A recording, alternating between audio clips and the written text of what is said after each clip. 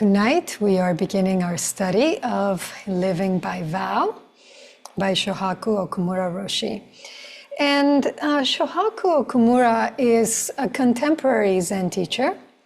He's probably in his 70s now, I'm guessing. He studied with Uchiyama Roshi. You may remember him as the author of Opening the Hand of Thought, and also with Katagiri Roshi of the Minneapolis, Minnesota, one of the two, Zen Center, Minnesota, I think.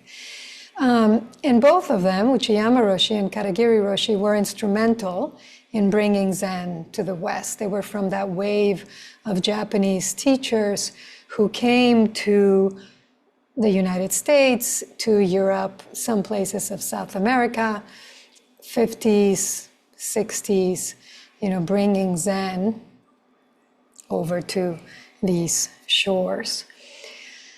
And so as we begin, let me restate the difference, as Okumura Roshi states it, the difference between living by karma and living by vow. So very simply, living by karma is living habitually. Living by vow is living awake, or at least with the intention to be awake. Right? So the first is not examined often, is not questioned. The second is examined and examined and examined again. Right? Like Master Dogen saying something like, you study the Dharma and then you study some more, and when you think you've realized it, you study again. As I often say, it is a life, a vow, an intention that is not taken for granted, is not assumed, but is instead constantly renewed, right? Constantly made new through our own effort and practice. I have shared with at least some of you my teacher, Shugen Roshi, saying to me years ago, I think I had not become ordained yet, but I was probably right on the cusp. And he said to me, you can't just make this vow once. Every day you have to wake up and choose to be a monk. And he was, in fact, paraphrasing the Dalai Lama, who said the same thing about his vow, his monastic vow. Oh, and by the way, that quote that Eliot alluded to, grief is just love with no place to go, is not mine, by the way. I found that somewhere online and brought it up at some point. So, I think one of the greatest disservices that we can do ourselves is to see a little bit and to think, that's it. That's it. I'm good. I'm good here. But pride is a useful signal. And Okumura Roshi is actually going to talk about pride in the next chapter, but because it fit here so well, I decided to speak about it here. Pride is a useful signal because it shows us what it is that we're holding up as most important. So like doubt, I've written recently about doubt falling into two categories. There is the great doubt that brings us to practice, the doubt of what is this, right? Who am I? What is life about? What is it for? And then there is what the sutras call skeptical doubt or hindering doubt, essentially self-doubt. Can I do this? Is this working? Is this teacher working? Not because we should not question a teacher, we should, constantly. But it's the doubt that hinders us, is the doubt that stops us from continuing on the path. And in fact, what I wrote is that of the 5 hindrances, it's perhaps the most pernicious because it can get us to go off the path altogether. Right? So you have to really be on the lookout for it and really be working with doubt so that it really is great. That it is not doubt of your own capacity. Similarly, pride too can be self-centered, or can it be what I'm calling unconcerned, for lack of a better term. And what I mean by this is that we can feel proud of something we've done, right? There's nothing wrong with pride in itself. Something we've done, something we've seen for its own sake. But we don't have to go around announcing it, right? So unconcerned pride is just pure enjoyment in a thing, in a moment, in an experience. And in a sense, it has nothing to do with me. You see the difference? So pride in the way that it is normally spoken of, and I'm going to identify it specifically as self-centered pride, is about me. It's about taking a good thing and then kind of slapping another layer on top of it where it becomes about me, where it becomes about the self coming forward instead of the thing that we've done, the thing we've achieved, the thing we've shared, we have gifted, we have seen. So that's the difference. And so one way to feel with pride, to work with pride, when we feel it, is to remind ourselves, just don't make it about you, right? We let ourselves become the vehicle, the conduit, right? So you write a good book, you give a good talk, you make a good piece of art, in the sense that it helps people, it shows someone something that they've just hadn't seen in that particular way. And that is a gift. That is a gift that we offer, right? And it is your hand and it is your mind through which it moves. You know, how wonderful is that? But we just offer it. We just offer ourselves in that particular way, realizing what that self that we're offering is.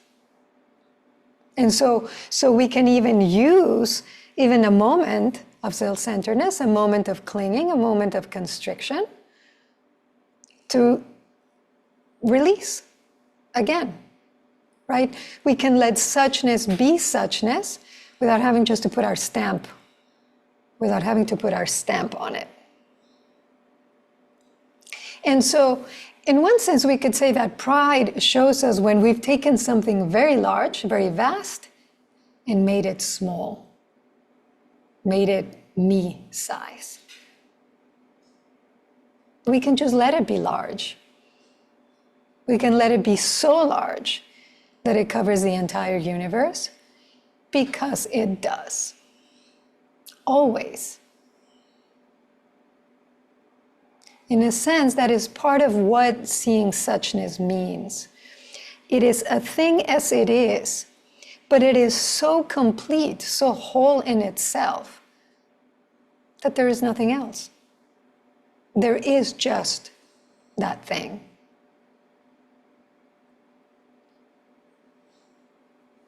And so, living by vow, as I said, is to live awake, is to live with direction, with an intent, to wake up and to be of service.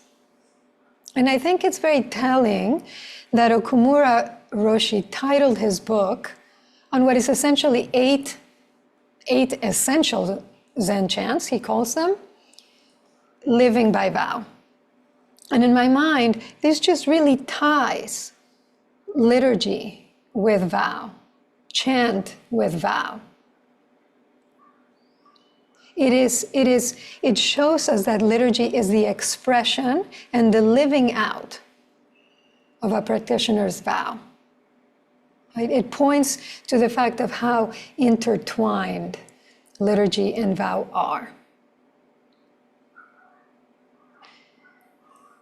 And as I was reflecting on this, I was thinking that really we could say that to make a vow and to voice, to express a vow, and to keep a vow are all forms of liturgy. As Dada Roshi used to say, a vow, like liturgy, makes visible the invisible. Kind of like becoming a student or taking the precepts. What I've said before, you do it when you're already living your life in this way. And it's just that you want to tell others, by the way, this is what I'm doing, and I wanted to share that with you. I wanted to give that gift to you. That's a nice way to think about, taking the precepts. This is your gift to everyone else, to yourself too. But you're doing it as a gift for everyone. And so, living by vow, we take what is most important and we bring it to the forefront of our minds and of our lives. It is like saying, this is the direction I want to go in, this is the person I want to be, and I vow to do this with all of you.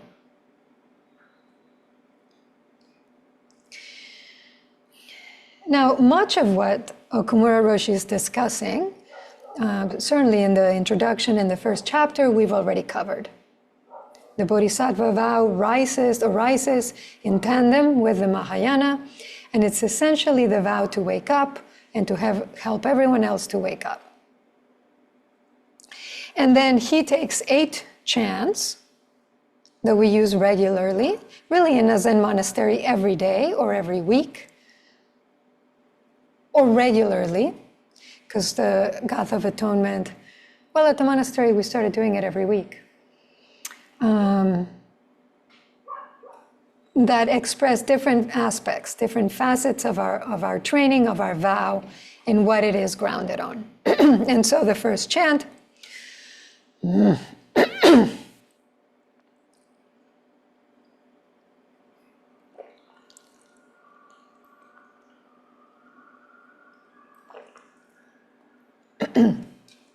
first chant is the 4 Bodhisattva vows, which we have been working with in great detail. And there are a couple of things I wanted to highlight here. One is the vastness of these vows, because I've been insisting on their practical side, that we keep them concrete, immediate, actionable. But that is only because at heart they are vast. They are impossible. They are infinite. Like trying to empty the ocean with a spoon, as Okumura Roshi says. A teaspoon at that. And I think it's important that we don't forget this part of the vow, because it needs to be that large. Otherwise, once again, we bring it down to our size, which is not even our size, the idea of our size, which is so tiny compared to the reality. And so I think it is not a coincidence at all, the version that was handed down to us, that it really underlines the impossibility. Line after line, it's saying, this is impossible, I vow to do it. Because this emptying the ocean with a spoon is really how life is. You take care of one thing, and another one appears. You meet one person, you work hard to understand them, to maybe like them a little bit, to help them. And when they're gone, before you've even taken another breath, relaxed a little bit, there's another person in front of you. And then there's another one. And so if we're practicing to be done with practice, right, to retire at a certain point from the precepts and awareness and compassion and perception, we're going to be disappointed. We're going to be disappointed. If we practice just to practice, if we practice because we can, then we'll be fine. And we'll be happy. We'll be fulfilled. And this is true of everything, in fact, not just practice.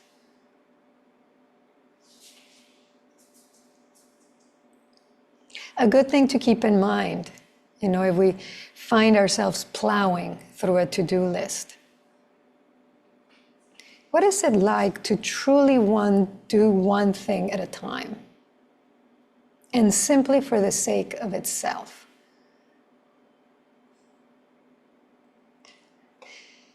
A friend of mine, Buddhist practitioner, used to say that when there is no next, no future, this moment becomes infinitely more important.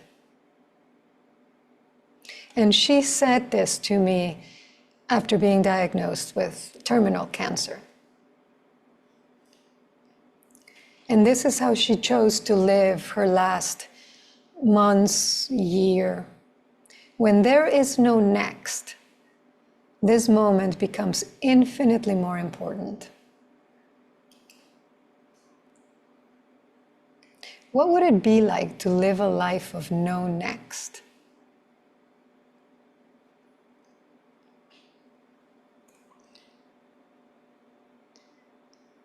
I think it is akin to living by vow, not by habit. It's what it's like to take care of this moment, this person, this Dharma, and nothing else, because there is nothing else. And the practice is to work with the mind that wants to make more of this moment, that finds it insufficient, boring, falling short, and that creates other worlds, is to work with that mind so that it sees the sufficiency, the perfection. And the reason we have to work so hard to do this is because although rocks and cows and elms and turtles all seem to be themselves perfectly, all seem to be fine being in this moment, we human beings get muddled. We get ahead of ourselves. We get ahead of ourselves. And so it's a little strange. It's a little unfortunate, certainly, that it is our self-consciousness that gets in the way of our being. Therefore, practice and realization. So we can let go of the burden of me. Therefore, vow, pranidhana in Pali or Sanskrit. A strong wish to carry out my aspiration, life after life, no matter how difficult. Because we don't even think easy or difficult. A bodhisattva is not concerned with easy or difficult. It doesn't come to mind. I mean, maybe it comes to mind. And then we just let it go.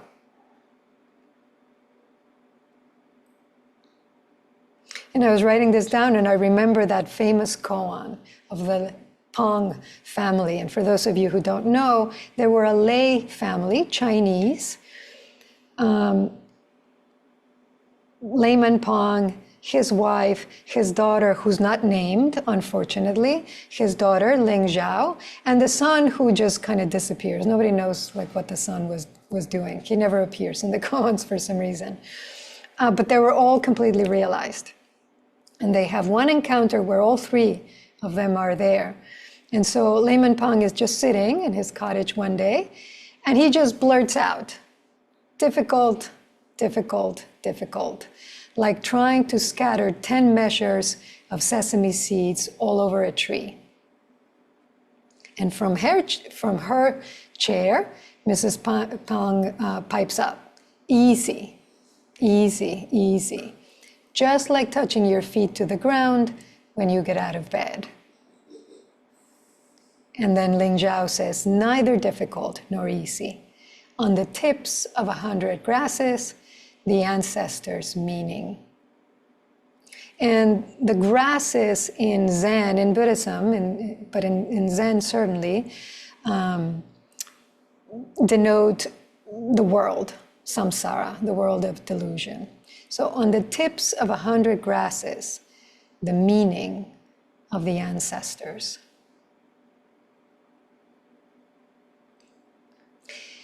Now, difficult, difficult, easy, easy, neither difficult nor easy, will each translate into a very different life, right? There are difficult, difficult people. There are easy, easy people. And there are those who don't bother looking for differences.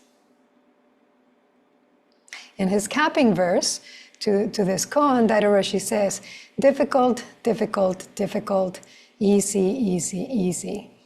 Neither difficult nor easy. I say all three, wrong, wrong, wrong. It is not difficult.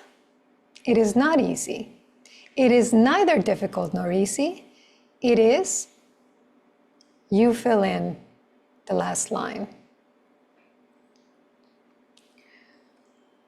Here we are, filling the last line together. And maybe that's the best part of the path, that we don't do it alone, that we can't do it alone. And that's the second thing I'd like to highlight. Because first, we vow to live in reality, Okumura Roshi's words, instead of in delusion. And then we turn to one another for help. We practice in Sangha with the three minds that Master Dogen describes and that Okumura Roshi quotes. Joyful mind, parental mind, magnanimous mind.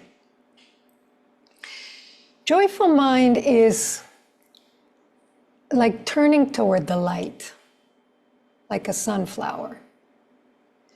So instead of complaining about what we don't have, what's gone wrong, who we don't like, we rejoice in our work, in each other, in being able to see just a little bit more each day.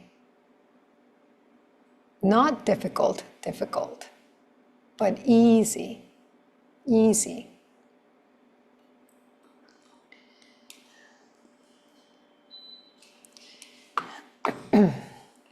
Parental mind is the mind that pays attention, is the mind that chooses to care for others instead of waiting to be cared for.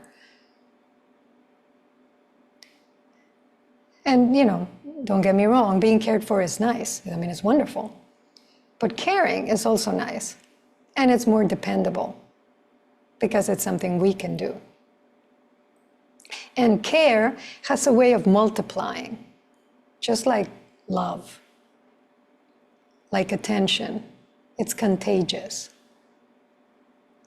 Neither difficult nor easy.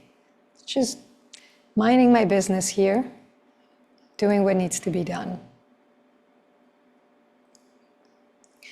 And then magnanimous mind is the mind that refuses to be pinned down, constrained, boxed in, made small. Like these vows, it can't be framed. And so all of this work that we have been doing, this study, this transliteration, is not to frame the vows, but to bring them to life in each of our own lives. You fill in the last line.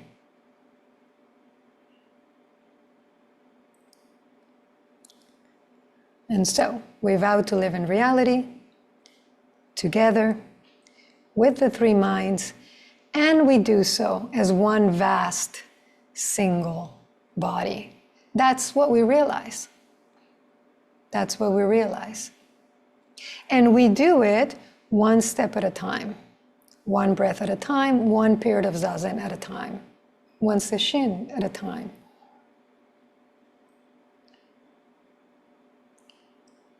Giving each other perhaps the greatest gift we can give, the gift of presence and constancy.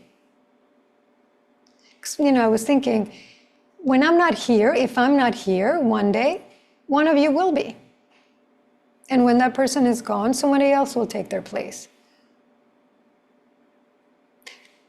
Actually, not their place, since that can be replicated. Somebody else will be there, present, living in reality. That is our vow. Impossible, and also perfectly, perfectly within our grasp.